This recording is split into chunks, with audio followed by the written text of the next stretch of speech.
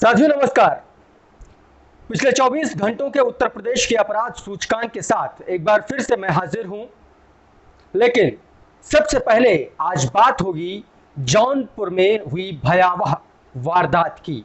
जी हां, जौनपुर में एक वारदात को अंजाम दिया गया है और यह वारदात अंजाम दी गई है दिन दहाड़े। गोली मारने का, हत्या करने का लाइव विजुअल है। आप इस स्क्रीन पर साइड में देख सकते हैं कि किस तरीके से बदमाश एक पहले युवक को गोली मारता है पेट में, उसके बाद उसके पिता को गोली मारता है। युवक की मौके पर ही मौत हो जाती है और यह पूरी घटना सरेआम दिन दहाड़े अंजाम दी गई। जौनपुर की पूरी घटना है, शाहगंज इलाका बताया जा रहा है। जो दो समुदाय भिड़े वो दोनों एक ही समुदाय से थे, दोनों ही मुस्लिम समुदाय से थे, कुरैशी समाज के लोग बताए जा रहे हैं। दूसरी घटना देर रात चंदौली में घटी। चंदौली में एक किशोर का शव मिलता है। कैसे मिलता है, उसके पीछे की कहानी बेहद भयावह है।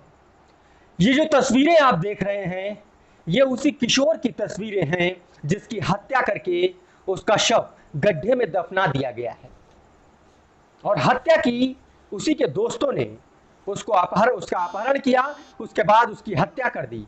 उसके पिता से 20 लाख रुपए की फिरौती मांगी। आप समझ सकते हैं कि अपराधी उत्तर प्रदेश में किस तरीके से बेखौफ हो चले हैं। यह पूरी घटना दरअसल सदर कोतवाली के बिछिया गांव की बताई जा रही है।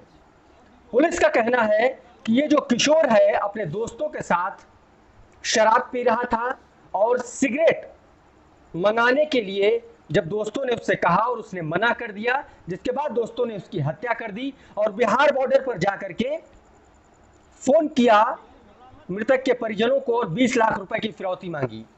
अगर हत्या सिर्फ गुस्से की वजह से या सिगरेट नहीं लाने की वजह से की गई थी तो फिर उन युवकों ने, उन बदमाशों ने, उस किशोर के दोस्तों ने फिरौती क्यों मांगी? सवाल बड़ा है।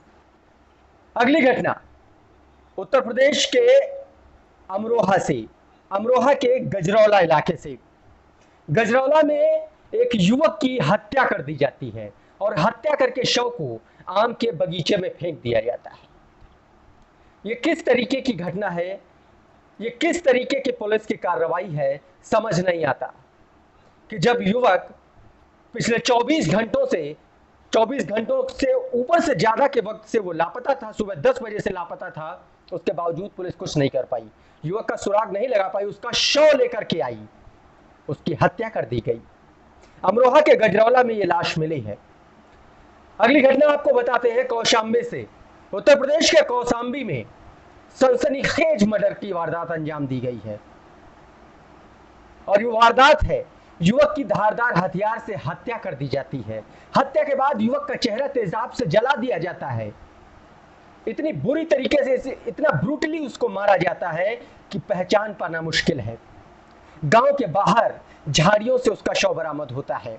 यह पूरी घटना सराय अकिल के दया उपहार में अंजाम दी जाती है। अब पुलिस क्या करेगी? मामला दर्ज करेगी, जांच करेगी, रिजल्ट कब आएगा, एनसीआरबी की रिपोर्ट बन जाएगी और हो गया काम। बस इसी से पल्ला झाड़िए, बाकी कुछ नहीं होना है। अगली घटना आपको बताते हैं फर्रुखाबाद से। आप ये तस्वीरें पहले देखिए। ये तस्वीरें फर्रुखाबाद के एक सीएचसी केंद्र की हैं। एक महिला है, 2 बच्चे हैं। इस महिला का प्रसव अभी हुआ है। इस महिला को अस्पताल से बाहर पटक के निकाला गया है। क्यों निकाला गया है? इस महिला से प्रसव के बाद हेल्थ वर्कर्स ने 600 रुपए मांगे थे, ठीक, जिसके बाद से इस महिला ने 400 रुपए दे भी दिए थे। 200 रुपए मात्र बचे थे, नहीं दे पाई वो महिला, तो अस्पताल ने उसको अस्पताल परिसर में बाहर निकाल दिया, बेड तक मुहैया नहीं कराया। जिस महिला का प्रसव अभी 2 घंटे पहले हुआ है, उसका नवजात अस्पताल परिसर में धूप में, और वो महिला कोरोना काल में इस तरीके से पड़ी हुई है। अमानवीयता, दुर्दांतता की ये हद है डॉक्टरों को भगवान का रूप माना जाता है, हेल्थ वर्कर्स को हमने कोरोना काल में बहुत सराहा, लेकिन इस तरीके की वारदातें सवालिया निशान खड़े करती हैं। अबे पंखा चलेंगे ये पूरी घटना दरअसल कमालगंज सीएचसी परिसर की बताई जा रही है। रूम में लाइट तक तो है नहीं इनका। उस महिला का क्या हुआ, उस बच्चे का क्या हुआ, खबर दिखाए जाने के बाद तमाम सारे टीवी चैनल्स पर भी ये खबर चली, लेकिन कुछ नहीं हुआ। सीएमओ से भी बात हुई। अरे आपके सामने सीएमओ साहब ये तस्वीरें हैं, आपके सामने ये तस्वीरें हैं, ये नवजात तड़प रहा है और आप कह रहे हैं कि आप जांच करेंगे। जब आपके सामने पूरी वीडियो है तो आप किस बात की जांच करेंगे और कार्रवाई क्यों नहीं की आपने अब तक? बड़ा सवाल है ये। महिला अपराध के स्मारक स्थापित किए जा रहे हैं उत्तर प्रदेश में। गोंडा से वारदात है ये।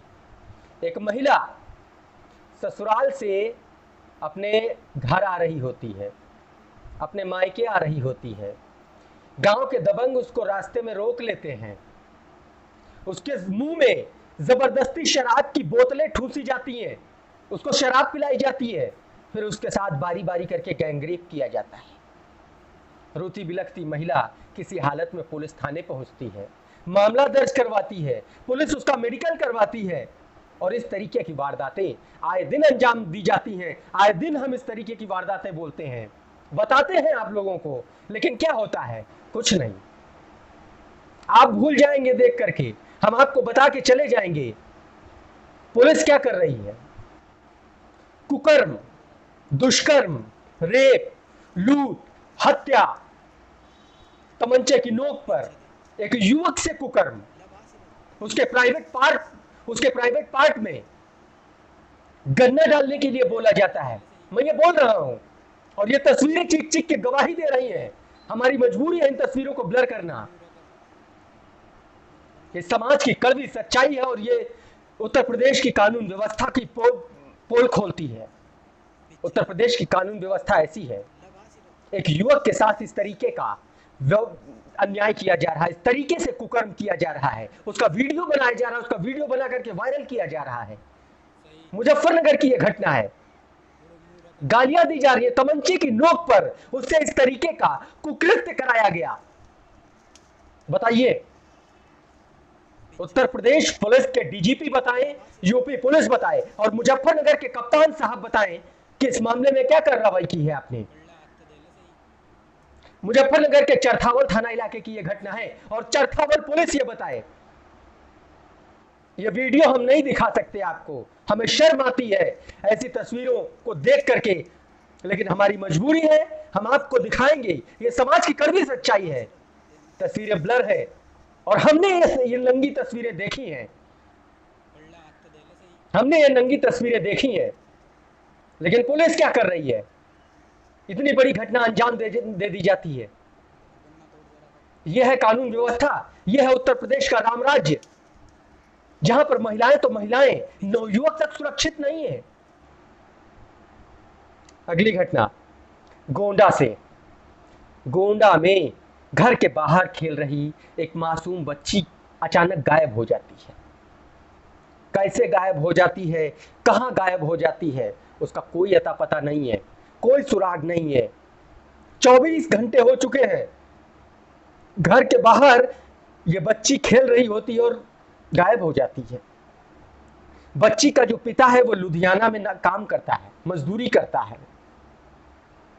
पुलिस में मामला दर्ज करवाया गया है, अपहरण का मामला दर्ज करवाया गया है, यानी कि घर के बाहर से अपहरण हो जाता है एक मासूम बच्ची का।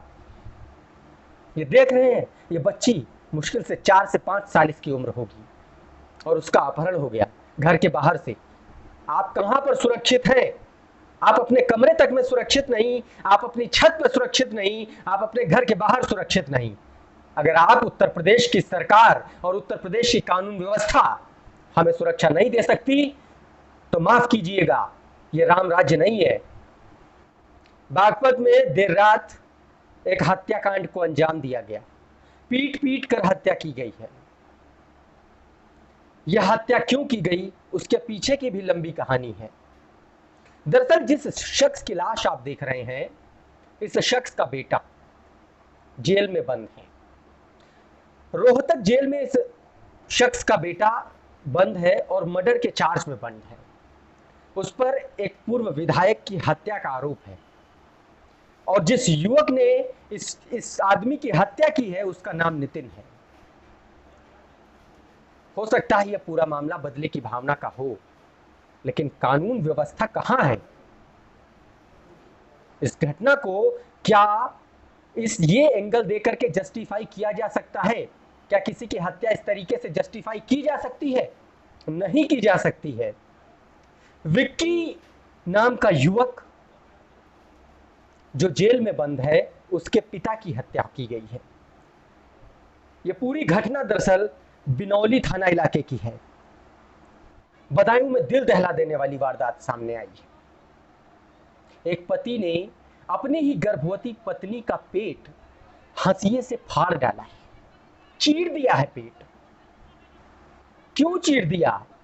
क्या मजबूरी थी? इतनी बुरी तरीके से देखिए कितनी बुरी तरीके से मारा है, कितनी बुरी तरीके से हमला किया है। हालांकि अभी ये जिंदा है, लेकिन इसकी कोई गारंटी नहीं है कि ये आने वाले कुछ देर में या कुछ घंटों में या कुछ दिनों तक जिंदा रहेगी। इस तरीके की घटनाएं घट रही हैं। बताया जा रहा है कि इस महिला को 5 बेटियां हैं। हो सकता है बेटियों की वजह से इस महिला पर हमला किया हो इसके पति ने, लेकिन हमारा समाज, हमारी सोच, आज के भारत की सोच ऐसी है। बेटियां आसमान छू रही हैं, बुलंदियों पे पहुंच रही हैं, लड़कों से कहीं आगे हैं। ललितपुर से पुलिसिया कारनामे की घटना है। पहले ये तस्वीरें देखिए, इन साहब को देखिए। ये साहब उत्तर प्रदेश पुलिस में है। ये भाई साहब आते हैं एक पेट्रोल पंप पे, अपनी कार में 2000 से ज्यादा का पेट्रोल भरवाते हैं। पेट्रोल पंप के कर्मचारी जब इनसे पैसा मांगते हैं तो उनको धमकाते हैं, उनसे कहते हैं तुम्हें जेल में डाल देंगे। पुलिस वालों से पैसा मांगते हो? अरे पुलिस वालों से पैसा क्यों नहीं मांगा जाएगा? पुलिस वाले कहीं से रंगा के आते हैं क्या? या पुलिस वाले किसी दूसरी दुनिया से आते हैं? इस तरीके की घटनाएं उत्तर प्रदेश पुलिस खुद अंजाम देती है। कैसे कोई पुलिस पर भरोसा करे और कैसे कोई मित्र पुलिस, ईमानदार पुलिस, स्वच्छ पुलिस, नैतिक पुलिस का तमगा आपको दे? ये उत्तर प्रदेश के डीजीपी साहब को समझना पड़ेगा। ये जो दारोगा जी है ना, ये ललितपुर के गिरार थाने में तैनात है। गिरार थाना क्षेत्र और ललितपुर के एसपी साहब से गुजारिश है कि ऐसे भ्रष्ट, ऐसे दबंग, ऐसे मनबड़ दरोगाओं को तुरंत प्रभाव से निलंबित करना चाहिए, बल्कि मैं तो कहता हूं इनकी बर्खास्तगी करनी चाहिए। तो ये था उत्तर प्रदेश के पिछले 24 घंटों का अपराध सूचकांक। कल फिर हम आपके सामने कुछ और घटनाओं के साथ हाजिर होंगे। तब तक के लिए धन्यवाद।